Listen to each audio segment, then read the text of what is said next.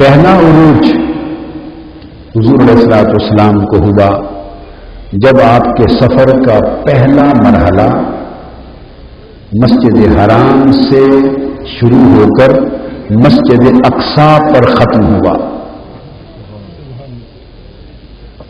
مسجد اقصی پر آقا علیہ السلام کے معراج کا پہلا حصہ سفر کا ایک مرحلہ مکمل ہوا۔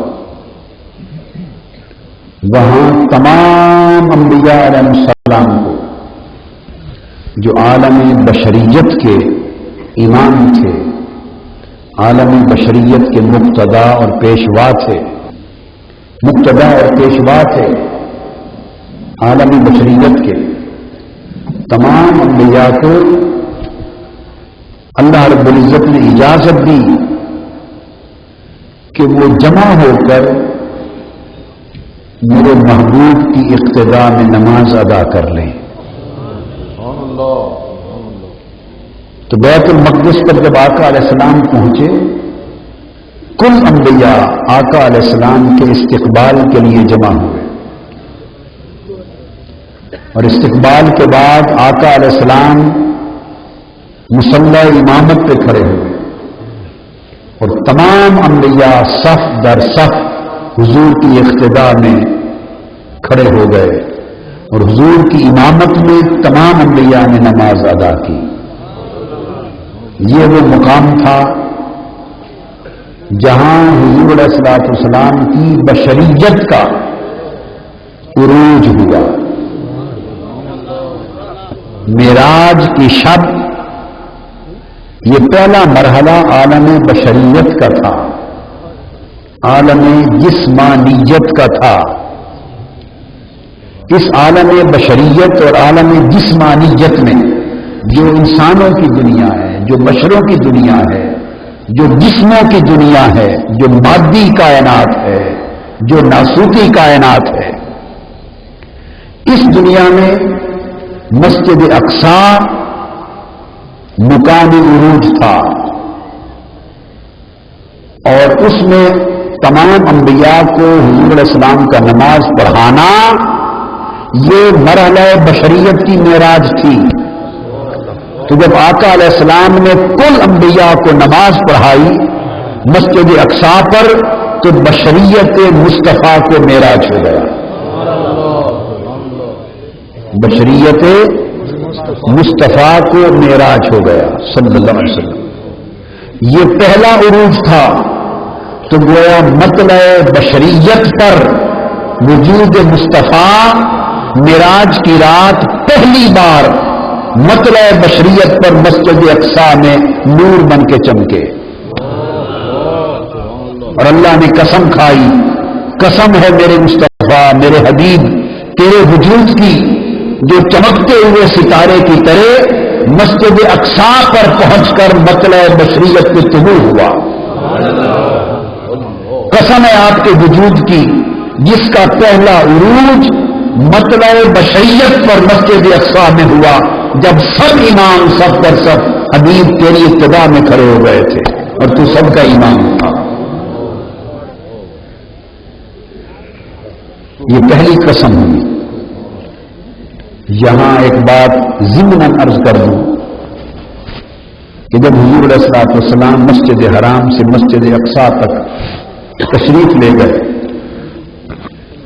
تو صحیح مسلم میں حدیث آتی ہے، اور نسائی شریف میں سیاستہ میں، ان دونوں کتابوں میں حدیث، اور علاوہ اس کے اور بہت ساری کتب حدیث میں روایت ہے یہ حدیث، اور حدیث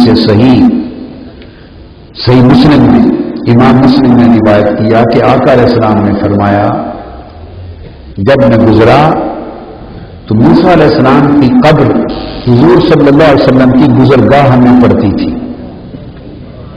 جب بیت المقدس کی طرف جا رہے تھے تو راستے میں سیدنا موسیٰ علیہ السلام کی قبر تھی۔ موسیٰ علیہ السلام نے اللہ کے حضور التجا کی، یہ بات میں تمہیداً سمجھا رہا ہوں، التجا کی، درخواست پیش کی کہ مولا تیرے حبیب کا گزر ہو رہا ہے، اور میری قبر تیرے حبیب کی راہ میں ہے،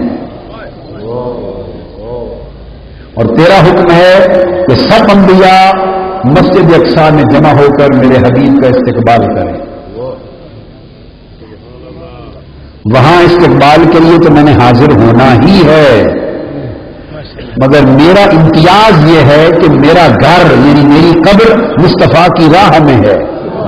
اجازت دے دے کہ مسجد اقصی سے پہلے ایک بار اپنی قبر میں استقبال کر لوں. اللہ پاک نے اجازت دے دی. حضور علیہ السلام نے فرمایا، اور اس کو بیان کرنے والے اس کے راوی خود آقا علیہ السلام ہیں. آپ نے فرمایا میں نے دیکھا موسیٰ کو قائما یصلی فی قبرہ، میں نے موسیٰ کو دیکھا کہ وہ اپنی قبر میں کھڑے ہو کر صلاۃ پڑھ رہے تھے. اپنی قبر میں کھڑے ہو کر صلاۃ پڑھ رہے تھے. ترجمہ کرنے والوں نے جنہوں نے بھی اس حدیث کا ترجمہ کیا اور کتاب حدیث کی کتابوں کے ترجمے کیے، انہوں نے ترجمے میں یہ لکھا کہ موسیٰ علیہ السلام قبر میں کھڑے ہو کر نماز پڑھ رہے تھے. ان کے احترام کے ساتھ معذرت کرتے ہوئے یہ ترجمہ میری سمجھ میں نہیں آتا. یہ ترجمہ میری سمجھ میں نہیں آتا. یہ بے جوڑ ترجمہ ہے. کیا لفظ بولا میں نے؟ اس ترجمے کا جوڑ اس موقع پر نہیں بنتا.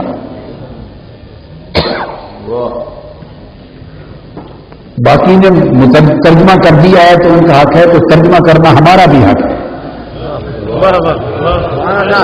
ترجمہ کرنے والے ہم سے تو زیادہ بڑا ٹھیکہ لے کے نہیں آئے گے. جی ہاں، ہم رجال و نحن رجال. انہوں نے کہا کہ کھڑے نماز پڑھ رہے تھے. یہ ترجمہ معذرت سے میری سمجھ میں نہیں آیا، اس لیے کہ موسیٰ علیہ السلام کو یہ بات سمجھنے والی ہے. کیوں کہہ رہا ہوں کہ ترجمہ سمجھ میں نہیں آیا؟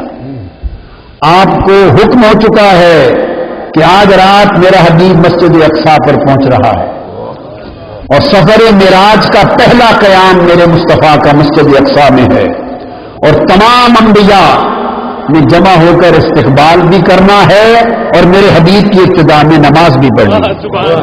موسیٰ علیہ السلام کو دعوت نامہ آ چکا ہے، دعوت نامہ آ چکا ہے، اور یہ بھی پتا ہے کہ جس سواری پہ سفر کر کے آ رہے ہیں اس پہ کوئی ہفتے مہینے گھنٹے نہیں لگنے. وہ تو ادھر سے چلیں گے ادھر پہنچ جائیں گے. آنکھ جھپکنے کا سفر ہے، اور ایک لمحے میں چشم زدن میں گزر جانا ہے. آقا علیہ الصلوۃ والسلام نے چشم زدن میں گزر جانا ہے. علم ہے، یہ بھی اطلاع ہے کہ ہم نے وہاں پہنچ کر استقبال کرنا ہے. قبر بھی راہ میں ہے.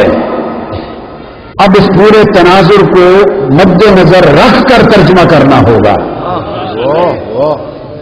آقا علیہ السلام کے گزرنے کی بھی خبر ہے، مسجد اقصی میں پہنچ کر استقبال کرنے کی بھی خبر ہے، اور یہ بھی خبر ہے کہ اسی راہ سے گزرنا ہے جہاں میری قبر ہے، اور یہ بھی علم ہے کہ لمحے میں گزر جانا ہے.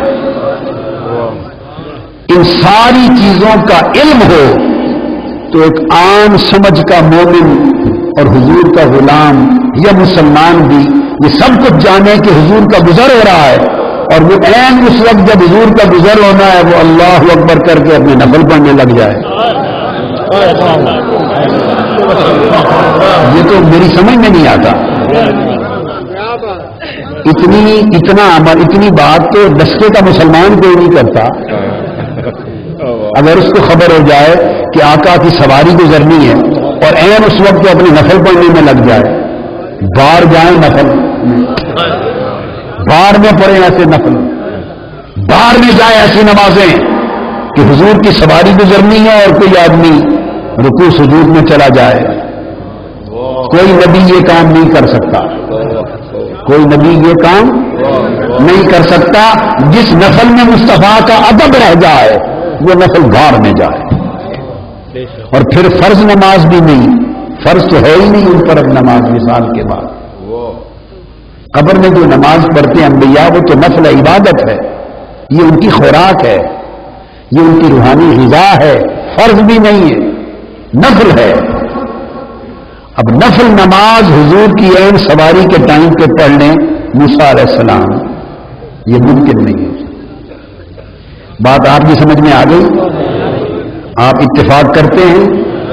اب سوال کریں گے آپ، یہ بات تو سمجھ میں آ گئی کہ اس وقت نماز نہیں پڑھ سکتے تو پھر کیا کر رہے تھے؟ یصلی کان یصلی فی قبرہ قائما یصلی فی قبرہ، کہ قبر میں کھڑے ہو کر صلاۃ پڑھ رہے تھے۔ اس کا معنی کیا ہے؟ تو صلاۃ کا معنی خالی نماز تھوڑا ہوتا ہے، صلاۃ کا معنی مصطفیٰ پہ درود و سلام پڑھنا بھی ہے۔ ان اللہ و ملائکتہ یصلون علی النبی یا ایھا الذین آمنوا صلوا علیہ، ایمان والو حضور پر صلاۃ پڑھو۔ تو کیا مطلب ہے ایمان والو حضور پر نماز پڑھو؟ نہیں، حضور پر درود و سلام پڑھو۔ تو صلاۃ کا قرآنی معنی حضور پر درود و سلام پڑھنا بھی ہے۔ حضور کی سواری کا گزر ہے، صلاۃ کا معنی نماز بھی ہے، صلاۃ کا معنی درود و سلام بھی ہے۔ اپنے دل سے ہر کوئی پوچھ کے بتا دے کیا کر رہے ہوں گے، یہ وقت نماز کا تھا یا درود و سلام کا تھا؟ سواری گزر رہی ہے حضور کی، حضور کی سواری گزر رہی ہے، یہ وقت نماز کا نہیں، یہ وقت درود و سلام کا تھا۔ تو آقا نے فرمایا چونکہ صلاۃ قرآنی لفظ ہے، حضور پر درود و سلام پڑھنے کو صلاۃ ہی کہتے ہیں قرآن میں۔ آپ نے فرمایا کہ میں گزرا دیکھا کہ موسیٰ کھڑے ہو کر مجھ پر درود و سلام پڑھ رہے تھے، کھڑے ہو کر درود و سلام پڑھ رہے تھے۔ ایک تو درود و سلام پڑھ کے حضور کا استقبال کیا، اور ایک کھڑے ہو کے پڑھا اور ہمارے پاکستان کی روز روز کی جھک جھک ختم کر دی، روز روز کی جھک جھک ختم کر دی، جھگڑے مٹا دیے۔ موسیٰ علیہ السلام نے کہا میں مصطفیٰ پہ سلام کھڑے ہو کر پڑھتا ہوں، تم کیوں نہیں پڑھتے؟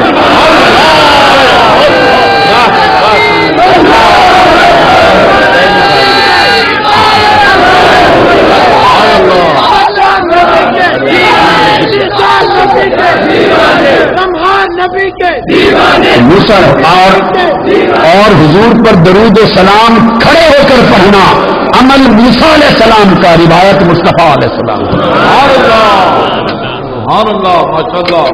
موسیٰ علیہ السلام نے کھڑے ہو کر سلام پڑھا، درود پڑھا، اور حضور نے خود امت کے لیے روایت کیا۔